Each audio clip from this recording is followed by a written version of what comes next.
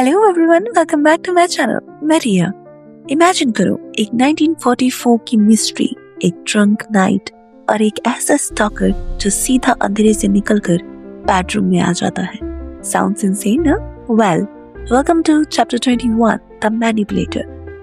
तो चलिए बिना टाइम वेस्ट किए स्टार्ट करते हैं। Scene 1, Adeline's confession and Salvatore Mafia connection। Haunting Adeline chapter 21 की स्टार्टिंग होती है एक ऐसे शॉकिंग कॉन्फेशन से जो एडलाइन की लाइफ लिटरली हमेशा के लिए चेंज कर देती है। एडलाइन अपनी बेस्ट फ्रेंड दया के सामने बैठी होती है और फाइनली उसका इमोशनल ब्रेकडाउन हो ही जाता है। वो अपना चेहरा दोनों हाथों से छुपा लेती है और वो सच बोल देती है जो इतने टाइम से उसने सबसे छुपा कर रखा था। दया शॉक में उसकी तरफ देखती है और सीधा पूछती है, So you guys had sex? एडलाइन तुरंत सिर हिलाकर मना कर देती है, नो, लेकिन दया उसके फेस से ही समझ जाती है कि बात इतनी सिंपल नहीं है। वो अपना मार्गरेटा का ग्लास टेबल पर रखती है और एडलाइन की तरफ थोड़ा सा लीन होती है और कहती है, तो फिर एग्जैक्टली हुआ क्या? Tell me। एडलाइन एक गहरी सांस लेती है, उसकी आवाज कांप रही थी। वो दया की तरफ देखती है और कहती है, I don't know. He reeled me there. He took everything I am and he hollowed me out until there was nothing left but him। ये बोलते ही एडलाइन ऑलमोस्ट रो पड़ती है। वो बताती है कि उस स्टॉकर ने उसकी सोल तक को होलो कर दिया था और अब उसके अंदर सिर्फ वही शैडो बची है। दया बिना जज किए बहुत कामली उससे सिर्फ एक इम्पॉर्टेंट क्वेश्चन पूछती है, Was it consensual, एडी? और बस ये क्वेश्चन एडलाइन को अंदर तक धो देता है। क्या ये उसकी मर्जी से हुआ था? स्टार्टिंग में तो बिल्कुल भी नहीं, लेकिन बाद में वो खुद को रोक नहीं पाई थी। इसी कंफ्यूजन के साथ वो धीरे से सिर्फ इतना कहती है, I don't know। एडलाइन दया को ऑलमोस्ट सब कुछ बता देती है, लेकिन एक चीज फिर भी छुपा लेती है, द गन इंसिडेंट। वो हॉरिफाइंग मेमोरी जो शायद वो कभी किसी को नहीं बता पाएगी। फिर एडलाइन बताती है कि उस स्टॉकर ने उसके एनिमीज के कट ऑफ हैंड्स उसके पास भेजे थे। ये सुनते ही दया कंप्लीटली स्टन्ड रह जाती है। एडलाइन फिर धीरे से कहती है, He told me that if anyone ever tries to hurt me, they won't live to see the next day। If there's one person in this world I know would kill for me without a second thought, it's him। एडलाइन को इस बात का full confidence है कि उसका shadow उसकी protection के लिए किसी भी लिमिट तक जा सकता है। कुछ सेकंड्स तक रूम में साइलेंस छा जाता है। फिर एटमॉस्फेयर हल्का करने के लिए दया हल्का सा स्माइल करके कहती है, Well, at least you have a very protective monster।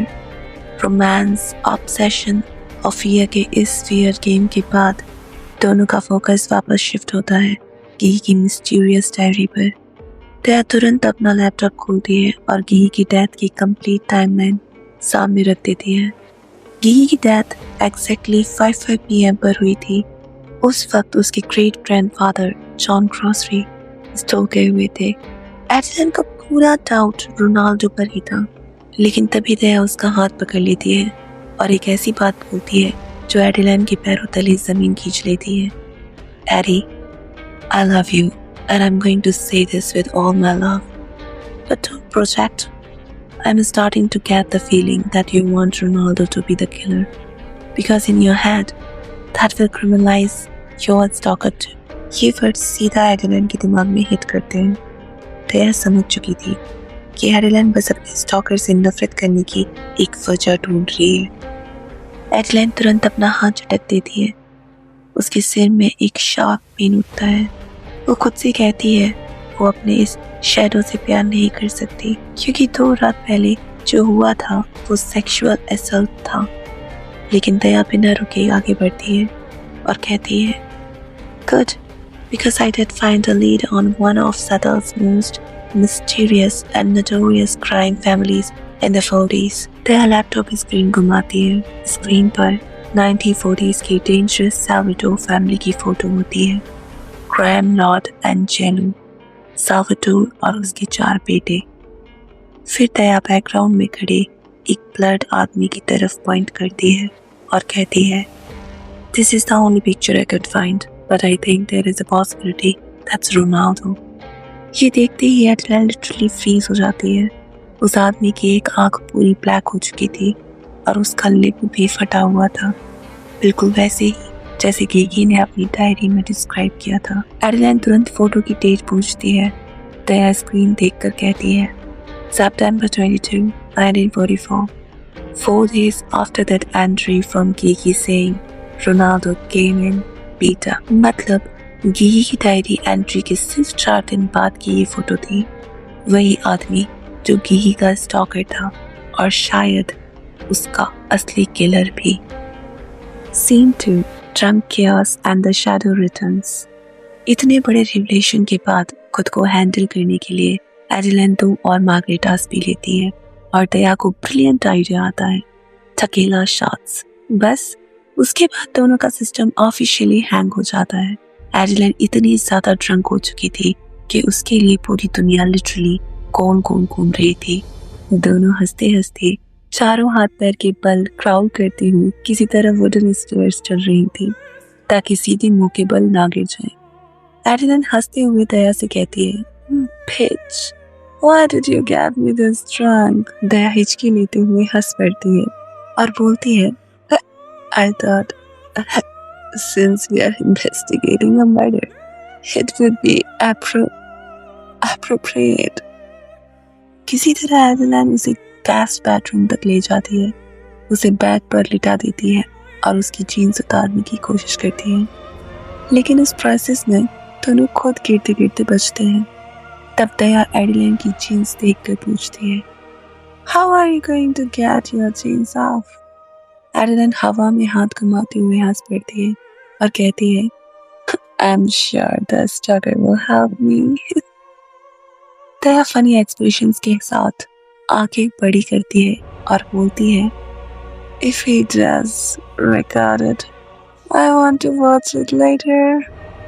इस वक्त एडलेन इतनी ड्रंक थी कि अपने स्टॉकर के साथ सोने का थॉट भी उसे सिर्फ एक जोक लग रहा था।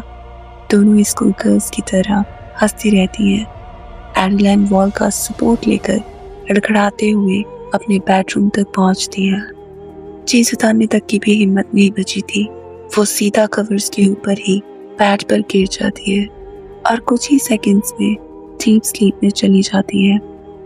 लेकिन रात के उस कंप्लीट साइलेंस में उसके गाल पर किसी की फिंगर टिप्स का हल्का सा टच होता है। वो धीरे से कराहते हुए आंखें खोलती है और सामने उसका शैडो, उसका स्टॉकर बेड के पास खड़ा था और उसके फेस से बाल हटा रहा था। एडलेन आधी नींद और आधे नशे में बस इतना ही बोलती है, "Oh great, your hair." Z उसकी तरफ देखते हुए पूछता है, "Little mouse, are you drunk?" एडलेन अपने लिप्स से बह रही ड्रूल वाइप करती है और इरिटेट एक्सप्रेशन के साथ कहती है, "Beasley, do you think?" वो इतनी ड्रंक थी कि उसे एम्बैरेसमेंट नाम की चीज फील ही नहीं हो रही थी। रूम की लाइट्स ऑन थी और एडलेन को जेड को लाइट में देखना बिल्कुल पसंद नहीं था, क्योंकि लाइट में वो और भी ज्यादा रियल लगता था। वो उसकी तरफ देखे बिना उसे ऑर्डर देती है, "Turn the lights off." Z बिना कुछ कहे स्विच ऑफ कर देता है। एक सेकंड में रूम कंप्लीटली डार्कनेस में डूब जाता है और जेड जैसे फिर से उस डार्कनेस का ही हिस्सा बन गया हो। एडलेन बस एक ही बात सोच रही थी, उसे जेड से ज्यादा डर अंधेरे में लगता है या फिर रोशनी में। Scene 3, tight jeans, kitty cat और जेड की वार्निंग। लाइट्स ऑफ होते ही शराब के नशे में एडलेन को एक अलग ही लेवल का कॉन्फिडेंस मिल जाता है, जबकि असलियत में वो इस वक्त सबसे ज्यादा वल्नरेबल थी। वो बिना किसी अंजाम या उसकी धमकियों की परवाह किए सीधा जेड को चैलेंज करते हुए कहती है, "I need to take my jeans off. I suppose you're going to watch me, aren't you?" Z दरवाजे से टिककर अपने हाथ बांधे चुपचाप उसे ऑब्जर्व करने लगता है। एडलेन अपनी टाइट स्किनी जीन्स के बटन खोलती है और उसे अपनी थाई से नीचे खिसकाने की कोशिश करती है। जीन्स रिमूव करने के इस पूरे स्ट्रगल में लड़खड़ाते हुए वो बड़बड़ाती है, Who the fuck designed these skinny jeans anyway? And why am even wearing them? By the way, I don't even know your name. तभी अंधेरे से बहुत ही गहरी और भारी आवाज आती है। You never asked. एडिलेन किसी तरह जीन्स का एक बार निकालती है और जैसे कोई बहुत बड़ा टास्क पूरा कर लिया हो वैसे ही सीधे कहती है, I'm asking now, Kitty Cat. वैसे मुझे तुम्हें किटी कैट बुलाना काफी पसंद आ रहा है। ये सुनते ही ज़ेड अपनी जगह से थोड़ी आगे बढ़ता है। उसका डार्क साया अंधेरे को चीरता हुआ एडिलेन के पास आता है और वो एक बेहद कातिलाना आवाज टीज करते हुए कहता है, But it wouldn't sound so good when you are screaming it. एडिलेन पीछे हटने की वजह और बोल तो जाती है और सीधा चैलेंज ठोक देती है, You don't think so? I bet I could make it sound good. ये सुनते ही ज़ेड जैसे एक सेकंड के लिए बिल्कुल फ्रीज हो जाता है। एडिलेन का हौसला अब नेक्स्ट लेवल पर था। वो अपनी जीन्स पूरी तरह उतार कर फेंक देती है और सिर्फ अपनी ब्रा, टी शर्ट और पर्पल थॉन्ग में पैड पर चढ़ जाती है।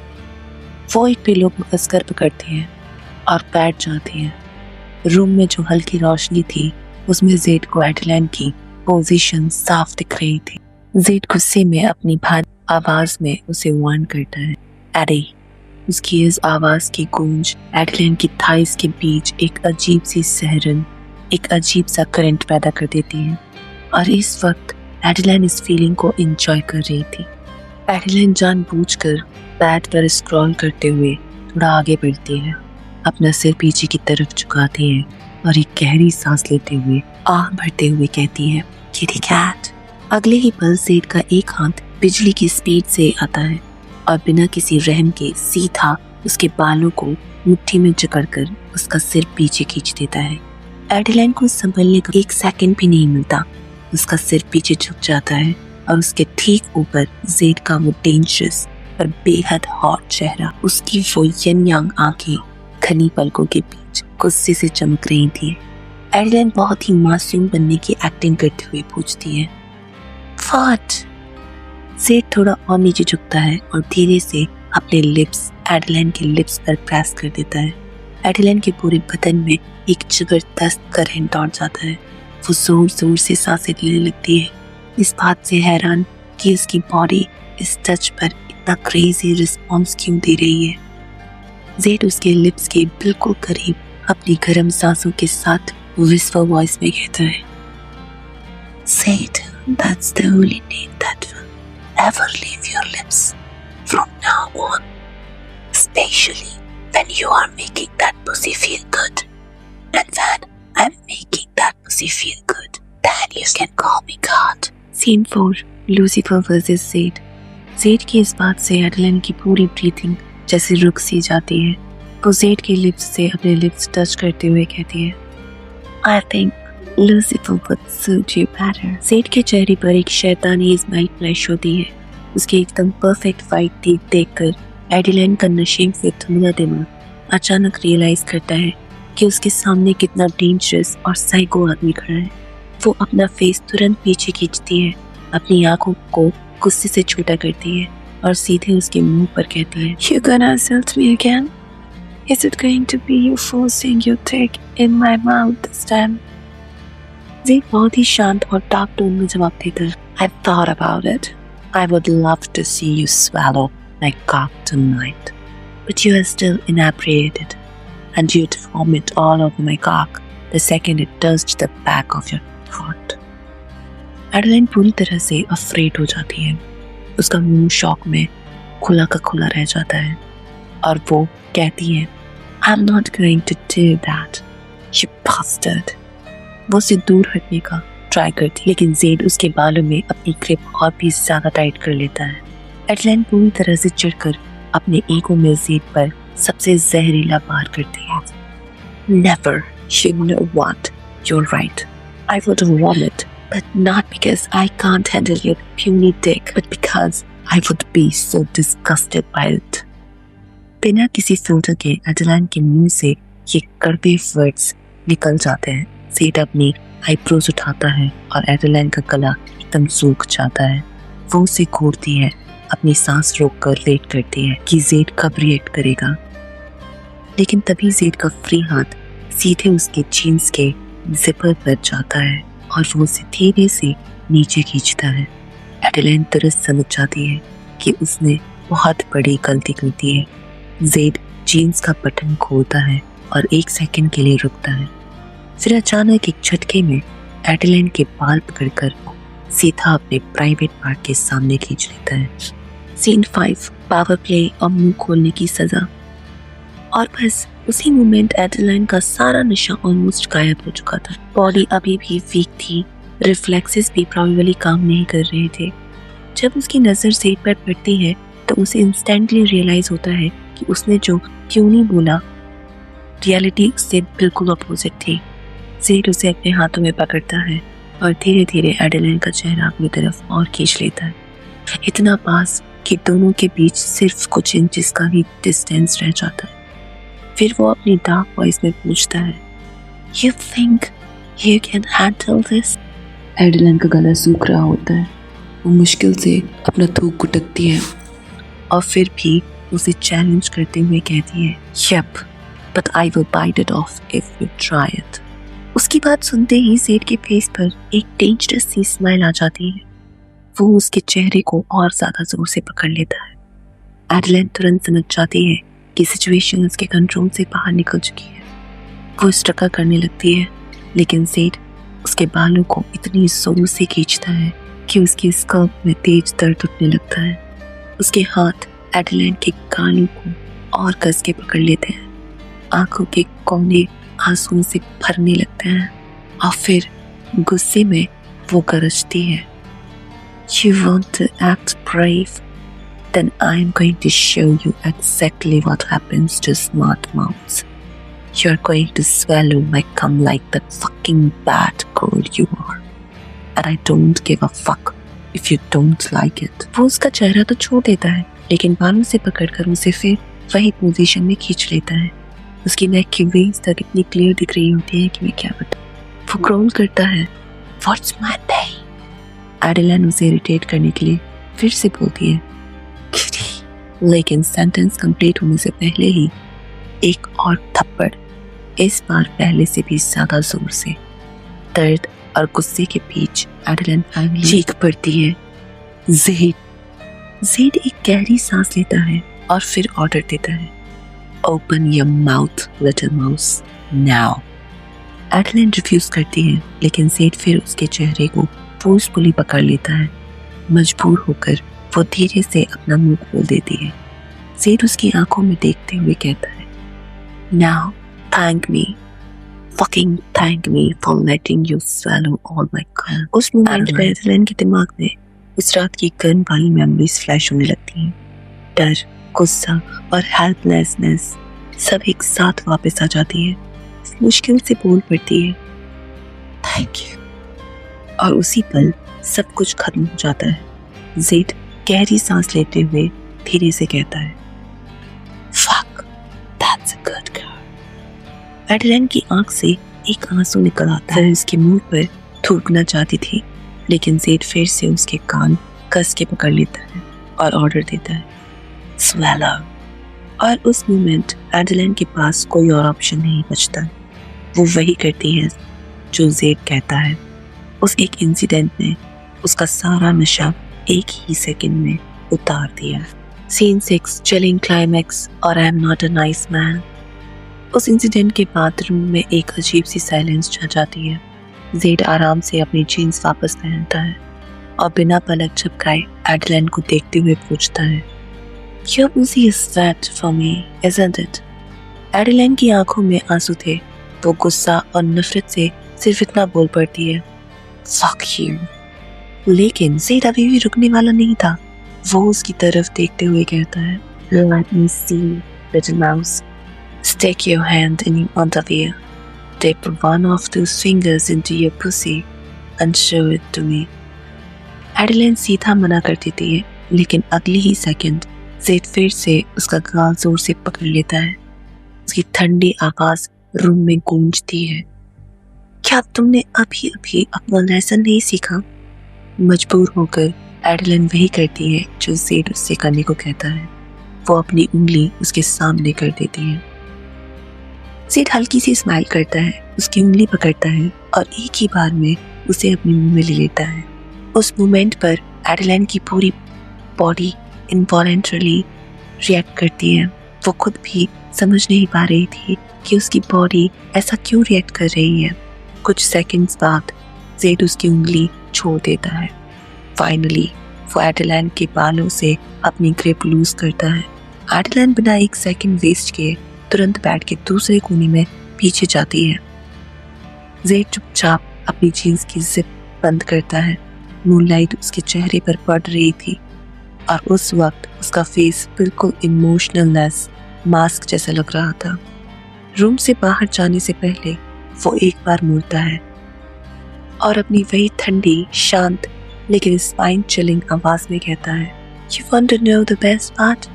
I was going to tuck you into bed and leave you alone tonight. But you seem to forget that because I am wholly yours, little mouse. I'm not a nice man. दरवाजा बंद होने की आवाज पूरे room में गूंज उठती है और बस उसी के साथ जेड फिर से अंधेरे में गायब हो जाता है, एडेलाइन को अकेला छोड़कर, एक ऐसे सच के साथ जो शायद उसकी पूरी जिंदगी बदलने वाली थी। सो गाइस, जेड की ये लास्ट वार्निंग सिर्फ एक डायलॉग नहीं थी, ये एक थ्रेट था। अब सबसे बड़ा सवाल ये है कि क्या एडेलाइन कभी इस शैडो के चंगुल से बाहर निकल पाएगी और क्या सैल्वाटोर फैमिली का कनेक्शन सच में गिगी की डेथ से है? ये सारे आंसर्स हमें मिलेंगे अपकमिंग चैप्टर्स में। और हाँ, अगर आपको मेरी स्टोरी टेलिंग जरा भी पसंद आई हो तो प्लीज कमेंट में नेक्स्ट चैप्टर जरूर लिखना। और हाँ, अगर आपको आगे की स्टोरी मिस नहीं करना है तो चैनल को अभी सब्सक्राइब कर लो। और सबसे इम्पोर्टेंट, यदि आपने चैप्टर 1 से लेकर चैप्टर 20 तक की स्टोरी अभी तक नहीं सुनी है तो जल्दी से सुन लो, क्योंकि बिलीव मी, तुमने बहुत कुछ मिस कर दिया है। मिलते हैं नेक्स्ट चैप्टर में, तब तक के लिए बाय बाय।